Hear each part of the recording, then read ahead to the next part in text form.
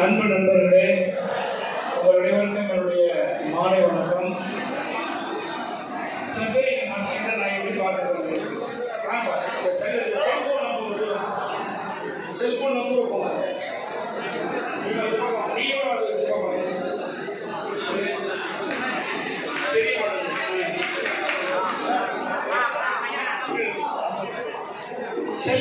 எடுத்துக்கலாம். முதல்ல உட்காருங்க, கொஞ்சம் உட்காருங்க. அவன் பின்னாடி உட்காருங்க, சேர்ல உட்காருங்க. உங்கள் அனைவருக்கும் என்னுடைய மாலை வணக்கத்தை நான் மீண்டும் தெரிவித்துக் கொள்கிறேன். இப்படி நீங்க எல்லாருமே உங்களுக்குள்ளே பேசிக்கிட்டே இருந்தீங்களா, நான் ரொம்ப நேரம் பேசிக்கிட்டே இருப்பேன். நீங்க கொஞ்ச நேரம் 2 நிமிஷம் அமைதியா இருந்தா நான் 1.5 நிமிஷத்துல முடிச்சிருவேன். அக்ரிமெண்ட்டுக்கு வர மாட்டேங்கிறீங்களா, அமைதியா இருக்கீங்களே. அக்ரிமெண்ட் இன்னும் சைன் ஆகல. அக்ரிமெண்ட் எது சைன் ஆகுதுன்னா அமைதியா இருந்தா சைன் ஆகும். Very good. எல்லாருக்கும் உங்க சார்பா உங்க எல்லாருக்கும் நாங்க கை தட்டுறோம். நீங்க எடுத்துக்கோங்க.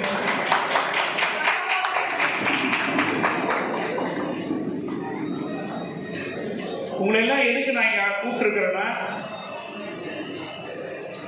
அண்மையில எழும்பூர் தொகுதியில் இருக்கக்கூடிய இளைஞர்கள் தான் விளையாட்டு போட்டிகளில் உங்களுக்கு இருக்கக்கூடிய ஆர்வத்தை வெளிப்படுத்த வேண்டும், உங்களுக்கான ஒரு போட்டிகளை தொடர்ந்து நடத்த வேண்டும், அந்த போட்டிகளை நடத்துவதன் மூலமாக நமக்குள் இருக்கக்கூடிய ஒரு கம்யூனிட்டி டெவலப்மெண்ட் அது உருவாக வேண்டும். இந்த கம்யூனிட்டி டெவலப்மெண்ட் உருவாவதன் மூலமாக என்ன நோக்கம் என்றால், ஒரு இடத்துல இருக்கக்கூடியவங்க இன்னொரு இடத்துக்கு போய் விளையாடுறீங்க, ஒரு பழக்கம் ஏற்படும், அந்த நட்பு நல்ல நட்பாக ஏற்பட வேண்டும்.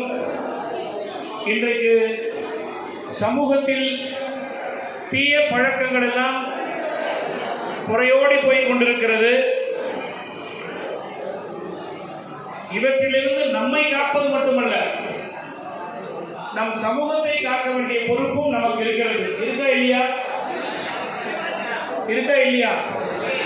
அந்த கடைசியில இன்னும் அவங்க தனியா கான்வர்சேஷன் நடத்திட்டே இருக்காங்க. ஏன் நீங்க பேச ஆரம்பிச்சு எனக்கு தெரியல.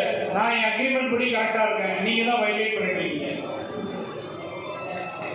இது ஏதோ எம்எல்ஏ கூப்பிடுறாரு, எம்எல்ஏ கிட்ட நிறைய எடுத்து கொடுக்குறாரு, நம்மளும் போய் வாங்கிட்டு வருவோம் அப்படின்ற நிகழ்ச்சி அல்ல. உங்களை அழைத்ததின் நோக்கம் என்னன்னா, இந்த தொகுதியில் இருக்கக்கூடியவர்கள் மட்டும்தான் இந்த விளையாட்டு போட்டியை நான் நடத்தியிருக்கிறேன். அது உங்களுக்கு எல்லாருக்கும் தெரியும். கரெக்டா? ஏன் இந்த தொகுதியில் இருக்குன்னா, நான் உங்களுக்காக தேர்ந்தெடுக்கப்பட்டவன், உங்களால் தேர்ந்தெடுக்கப்பட்டவன், உங்களுக்கு பணியாற்றக்கூடியவன்.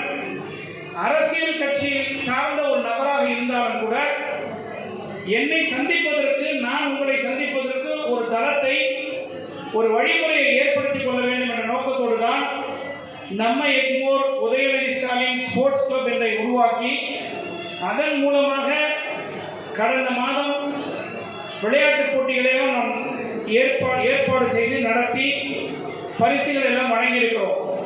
அந்த நிகழ்ச்சியில் நான் பேசும்போது கூட தொடர்ந்து இது போன்ற போட்டிகள் நடைபெற்றுக் கொண்டே இருக்கும். 2 மாதத்துக்கு ஒரு முறை, 3 மாதத்துக்கு ஒரு முறை நடைபெறும் என்று நான் சொல்லியிருக்கிறேன்.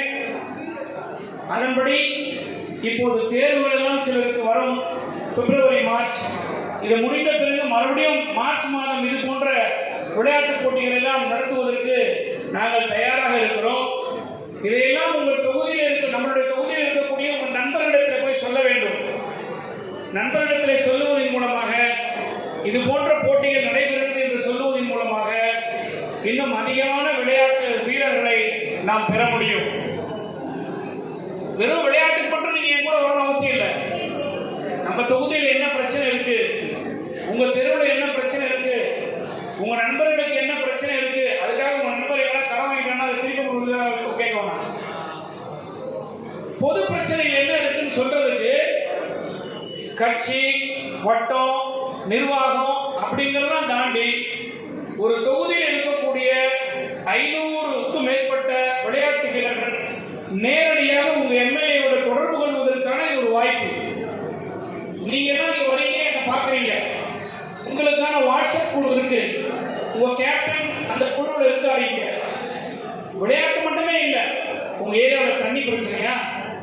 உங்க ஏரியாவில் வேற யாராவது சாக்கடை அடைப்பு ஏற்பட்டிருக்கா? உங்க ஏரியாவில் குப்பைகள் அதிகமா இருக்கு, வந்து ஒழுங்கா மாற மாட்டேன்றாங்களா? இல்ல உங்களுக்கு ஏதாவது ஒரு படிப்புக்காக உதவிக்காக உங்க பக்கத்துல அக்கத்துல வீட்டில் இருக்கக்கூடிய நண்பர்களுக்கு கல்வி உதவி எதனா பெறணுமா? இதையெல்லாம் யார்கிட்ட போய் கேட்கறதுன்னு தெரியாம நீங்க இருக்கலாம். இதெல்லாம் போய் எம்எல்ஏ போய் கேட்கலாமா, அரசியல்வாதிட்ட போய் கேட்கலாமா, எப்படி நம்ம போறது, யாரை பிடிச்சிட்டு போய் போறது, லோக்கல்ல இருக்கிற கட்சிக்கார நம்ம பிடிச்சி போகணுமா அப்படின்ற ஒரு தயக்கத்தெல்லாம் உங்களுக்கு இருக்கும். ஆனா அந்த தயக்கத்தெல்லாம் உடைச்சு உங்களுக்கு நான் எனக்கு நீங்கன்றத அந்த தளம் அமையணுன்ற காரணத்துக்காக தான் நான் இத்தகைய நிகழ்ச்சிகளை நடத்தி கொண்டிருக்கிறேன். ஏதோ விளையாட்டுக்கு வரீங்க